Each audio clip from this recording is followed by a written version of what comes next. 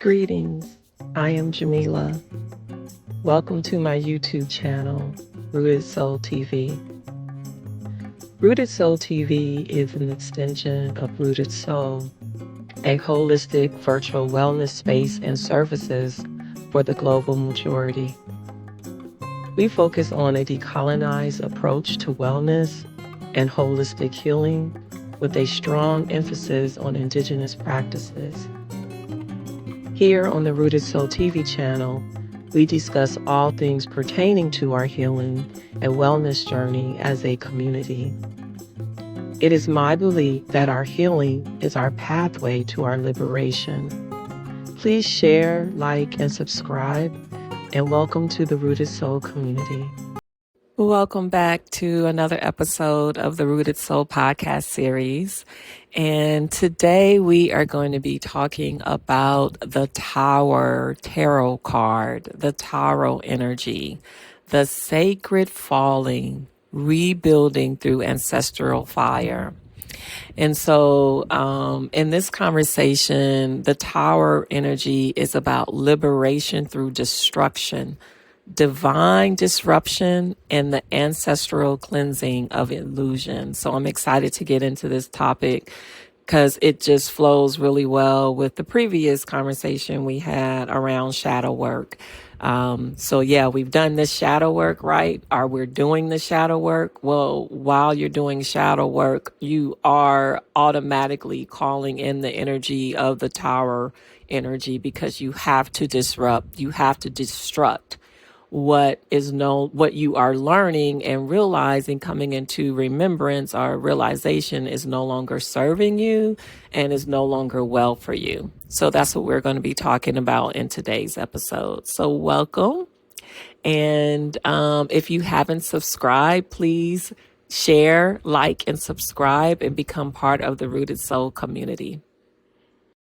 So the Tower Tarot card can be looked at as a bridge between worlds, right? So what I mean by that is the Tower energy is about something that has been built up, right? Like a tower.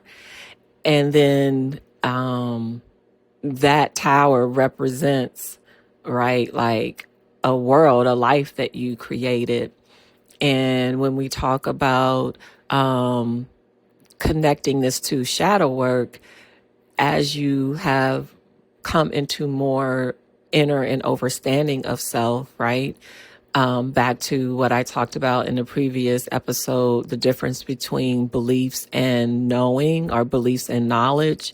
And now that you have taken inventory and measured up your beliefs to your knowledge and have removed beliefs that you know now,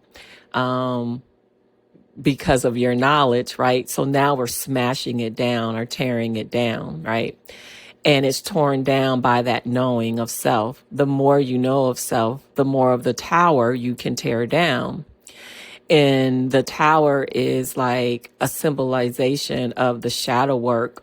The remaining amount of a tower energy that is still there can be a symbolization of the shadow work needing to be completed and what still needs to be dismantled, right?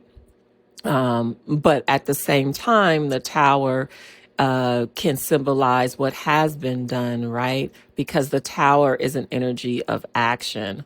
And so when we talk about these two worlds, because we're talking about one, destruction, just dismantling, right? Destroying a tower. And then on the other side is this new world, right? This world that is inner and overstanding of self, this world of knowing, this world of connecting back to your ancient powers, ancient energies, this world of where you are in communion with your ancestors and universal consciousness, right? So it's like you've gathered the information and knowledge, and I've learned now what actions like I'm going to take, right, with this information that I have now. So the tower not only represents the building and dismantling, but then the rebuilding, right? Like I'm going to rebuild now a new tower of energy that symbolizes my new self. Now, with the European interpretation of the tower energy, with most things, it's always comes from this place of just upheaval, ego collapse, right? Like chaos. But from an indigenous spirituality perspective, the tower energy is not about like destruction of like a for punishment. It's actually ancestral correction. It is the lightning of Shango and the fire of Ogun and the cleansing storm of Oya, right? Like it's forces that burn away stagnation and illusions to restore divine balance, a ma'at, which again coincides with our conversation around shadow work, because that is the work of shadow work. And in essence, the symbolization of the work you've done, like I just said before, is the dismantling and the destruction of the tower and the rebuilding of something new, right? So where Western viewpoint sees the tower as catastrophe, right? From an indigenous cosmology, interprets it in a way that's necessary for spiritual initiation. Is a breaking of old shells so that the true spirit, your true ori, your chi, right, your ka, can emerge more aligned with divine order. So it's a sacred cleansing. It's renewal through ancestral fire and realignment with cosmic truth. I know when I think about my own healing journey and my relationship with this tower energy, uh, at times it has felt like catastrophe, right? Like I was mentioning in the last episode how it could be very scary doing this healing work. This is why it takes so much courage. And the willingness to be vulnerable and the willingness to radically accept with unconditional love and non-judgment your truth, your authentic self, because we build these towers of lives. And you can also, the tower can also symbolize like almost building a prison life, right? Like that all of these boxes that you place yourself in. And when you are starting your healing journey or on your healing journey and you're beginning to destruct the tower, it can feel overwhelming. It can be very scary, because it's like this is the life that you built. This is the image you built. And what will happen, like as I go into the unknown of like my new self, what will happen? Like, how will my life look? And so depending on which stage I've been at in my healing journey, sometimes, I don't want to completely tear down the whole tower, right? Like I want to keep some of it. Or at other points in my life, I'm like, tear the whole mother down, right? So it just depends on where you are in your healing journey. And I think that we should offer ourselves grace and patience and kindness with this, around this, because when you have created a whole life that now you are realizing isn't really working for you, or maybe was never really working for you, you just were holding on to beliefs so that it could work for you, and now you can no longer ignore your knowing, right?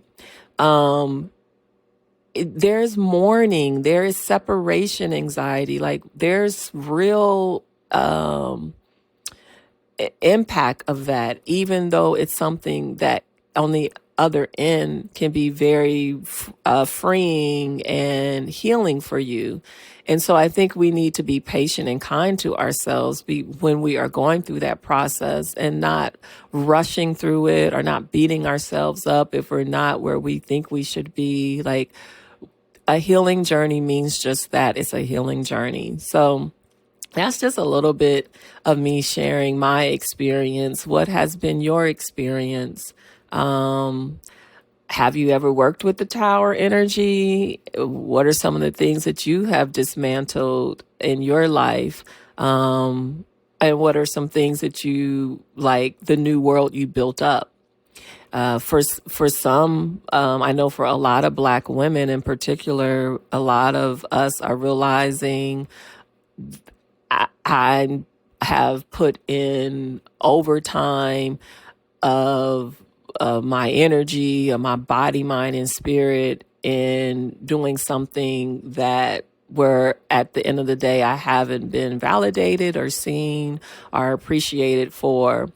And so now I'm going to start my own business, or I'm going to scale down and do something that make my life a little bit more simpler so that I have some more breathing room, for some, it's a total change of careers. For others, I know a lot of Black women are leaving the country, right? And having an opportunity to feel being Black outside of this uh,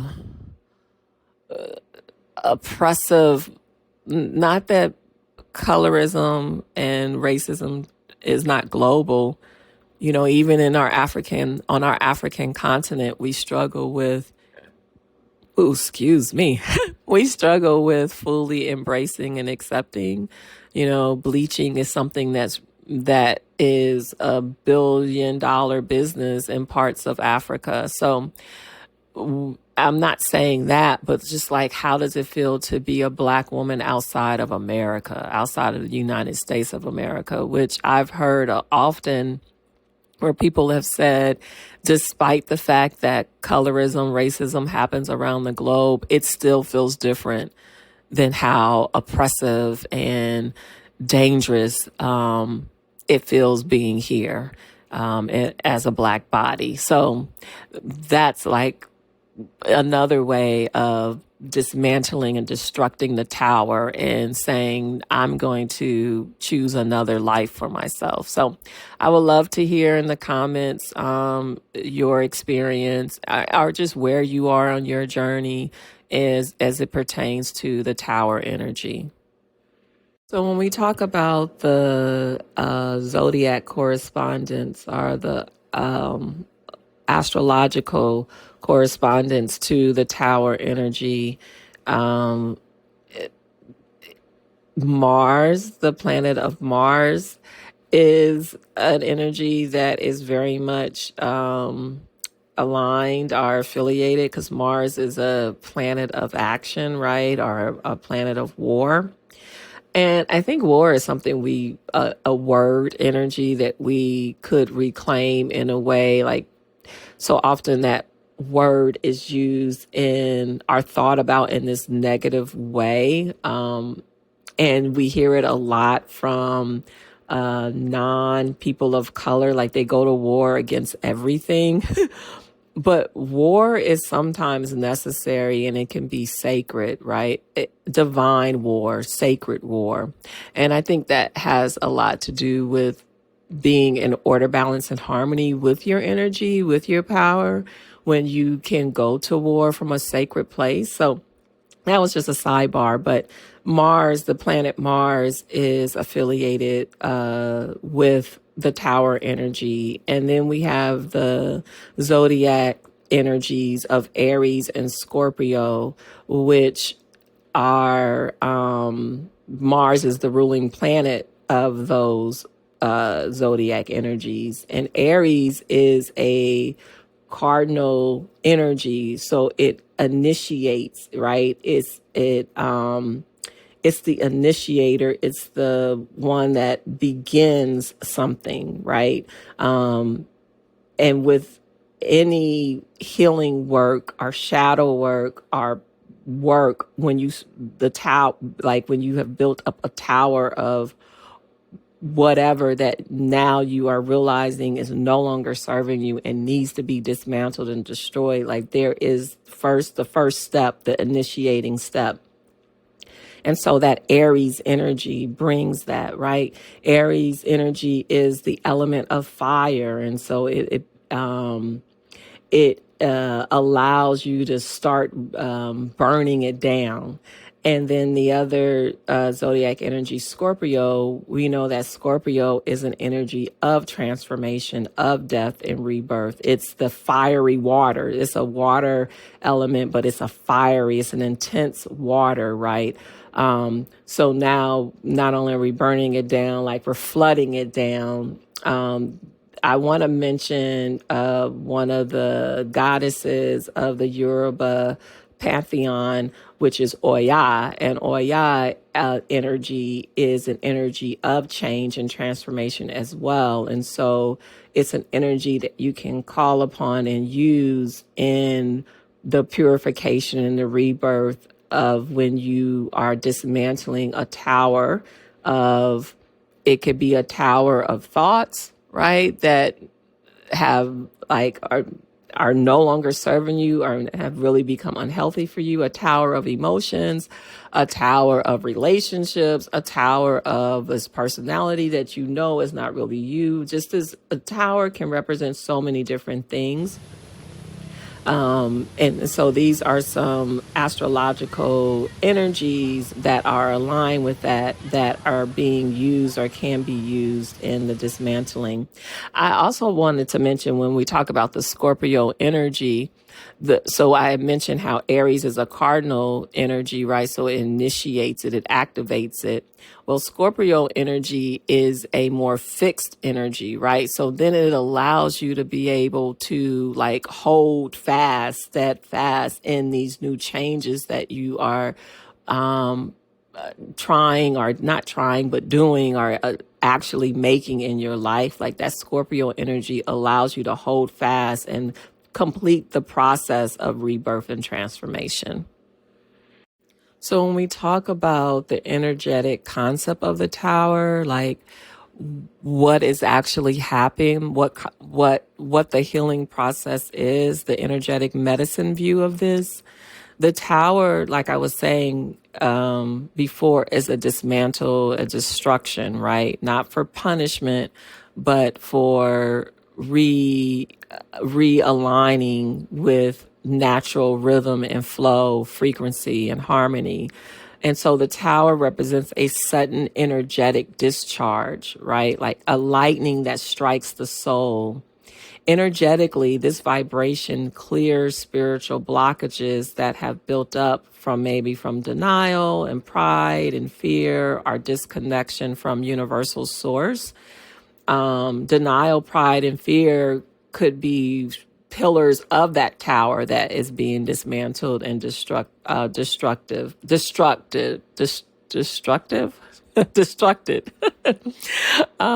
It's the moment your energetic body or aura recalibrates to a higher frequency. So what feels like collapse is often your system shedding outdated energetic cords and attachments.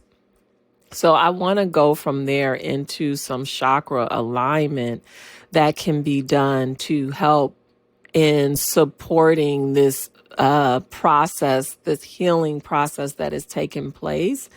So the primary chakras that are playing a role in this is your solar plexus and your crown. And your solar plexus is your midpoint between your lower and higher self, which I've talked more about in some of my other episodes. So I'm not going to go into that now. You can check those out if you want to learn more. But the solar plexus, like I said, is the middle point, and the crown, of course, is the highest point. And so those two are working to come, like your crown chakra is downloading information, right, from universal source, consciousness, divine creative power, God, whatever word you choose to use. And it's coming through your body and it has to work its way through your solar plexus so that you now incorporate it into your day-to-day life in this human experience. And so the supporting chakras that are playing a part as well is your root chakra, because now you got to become grounded in this, and your heart chakra, because your heart chakra is reassuring you that because your intuition is telling you that this information that we're receiving is true, it is authentic, and we must incorporate it, right? And so your heart chakra is encouraging you to proceed with this. And so all four of them are playing a role in opening up and allowing this energy to flow in balance and harmony. And so when we talk about the solar plexus, right, the tower strikes at ego based control, right? Our ego is our sense of identity and power, like this personality, which I break down in last week's episode of a shadow work about the difference between the ego and spirit, and how they both need to be in harmony with each other. And so when this chakra, when your solar plexus, when your ego is in balance, it's not balanced, one clings to control or fears the collapse. So it holds on even tighter to this tower.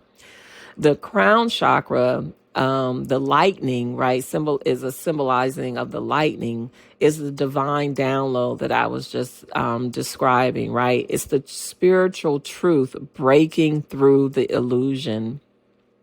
And then your root chakra feels this aftershock. And so it can feel unstable and insecure, and it could be fearful of the change.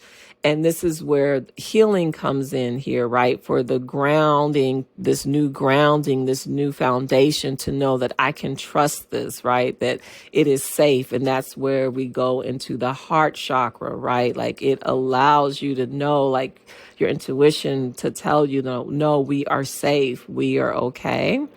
And so the heart chakra allows you also to practice this forgiveness towards self for the tower that was built that now you are dismantling. It allows you to have space for kindness and unconditional love towards yourself, right? As you are recalibrating into divine order. So some signs of blockage, if you are stagnant, are not allowing this process to take place, would be resistance to change, our spiritual messages. And I'm not talking about spiritual messages from a pastor or anything like that. I'm talking about like where you are having dreams, your intuition is speaking to you, nature is speaking to you, and you are resisting it, are just where these opportunities to change are coming up and you're resisting it. This feeling of ungroundedness after major life shifts is a sign of blockage. And so because of the feeling of ungroundedness, fear or loss creeps in. And so then you return back to the status quo. You may feel this disconnection from divine purpose and emotional roller coaster and like feeling like seasick, right? Like your emotions are all out of whack and you may feel some burnout. So these are some signs of blockage. And I also just want to do a plug in here that whenever this process of healing, it becomes overwhelming, please seek support. Seek support rather through community, like a Rooted Soul community. We offer a community membership, and we meet once a month for healing circles. And there's just a wealth of information in the community as well that pertains to supporting you on your healing journey. And then also we provide one-on-one support, individual session packages that is aligned with decolonized holistic healing and incorporating Indigenous practices. And then finally, we have a course, a decolonized mental wellness course that can be very beneficial if you are like, I don't really need, I'm not really wanting to do this with a community or with someone else, but independent. So that's something you can look at, or a combination of any of them. So if you are seeking some form of additional support, please check out the website and you can learn more about our services. So with the blockage, I want to now go into some root work and indigenous healing practices that can help to unblock this energy so that you can navigate through the transformation, purification, and rebirth. And so, some root work that can be very beneficial. First, we're going to talk about some herbs that can be supportive. And one is basil, and basil is used for purification and protection. Another one is cinnamon, the fires of transformation and prosperity. And cinnamon has that fiery energy. Lemongrass clears old energy and supports fresh beginnings. And then ginger root. Ginger root awakens stagnant energy and fuels confidence. So those are some herbs that can be beneficial for healing, indigenous healing practices. Some yoga and somatic healing. The warrior two pose can help in strengthening your core, grounds the energy, and builds courage. Also, the mountain pose, it anchors new energetic foundations. And then breath work. I had talked about the fire breath in another episode as well. Like there's so many different forms of breath work that can be done. But the fire breath to release tension and restore energetic clarity. And then finally, some other root work practices is earth offerings, bury small stones or earth from your ancestral land as an offering to your lineage, asking for guidance in your rebuilding process. And for Black people, we may not have access to ancestral land, but this meaning the when I say access to ancestral land, I mean like the original, the origin, but we have ancestors from this land. And so just working with the dirt, right? Doing an offering of the dirt that our ancestors from enslavement to where we are here today, still surviving, still existing, can be used as an offering. And fire cleansing is another one. Fire cleansing can be doing something like burning sage or rosemary. It helps to spiritually clear your space. And then ancestral water bath, using essential oils, Epsom salt, or you can put in some of the herbs that we talked about, like the basil or coconut water for spiritual renewal and emotional balance and harmony. Aligning with the tower energy requires surrender, grounding, and rebuilding from your authentic truth. And so some other wellness practices holistic wellness practices that can be applied in supporting this, could be journaling, right? Like, journaling your reflections on self, journaling your experience. I want to leave just one journal prompt that could be used in initiating this reflection and curiosity in self. And that could be, what beliefs or structures in my life are collapsing, and what truth is emerging through the ashes, right? So what beliefs or structures in my life are collapsing, and what truth and truth could be replaced with knowing, right? When we talk about the difference between knowledge and beliefs, right? And what truth or knowledge is emerging through the ashes. So that's like a journal prompt that you can, and it's not like where you have to, I always tell my community, when we talk about journaling doesn't have to be like where you take that question and then you just sit and try to wait for something to come up. No, you can take that question with you and just be open to curiosity to allow it to speak to you throughout your day. And trust me, it will if you allow space for it. It'll come up.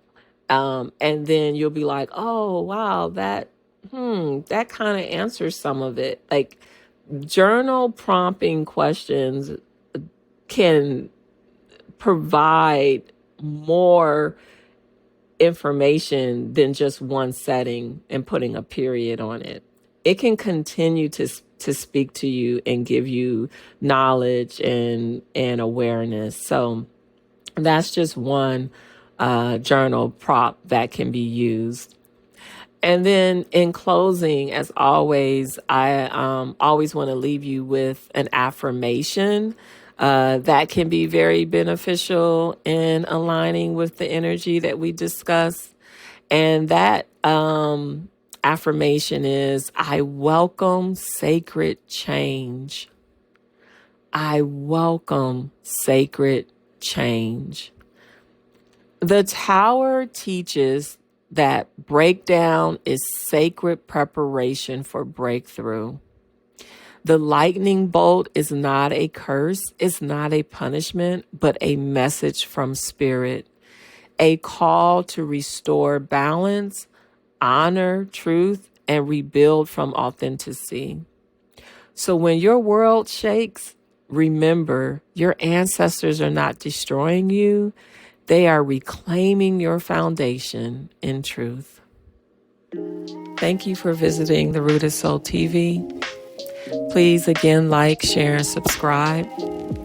If you are in need of additional support on your healing journey, please visit Rooted Soul's website to learn more about our services. And remember, community, to stay rooted, stay whole, and stay in your soul. Ashe.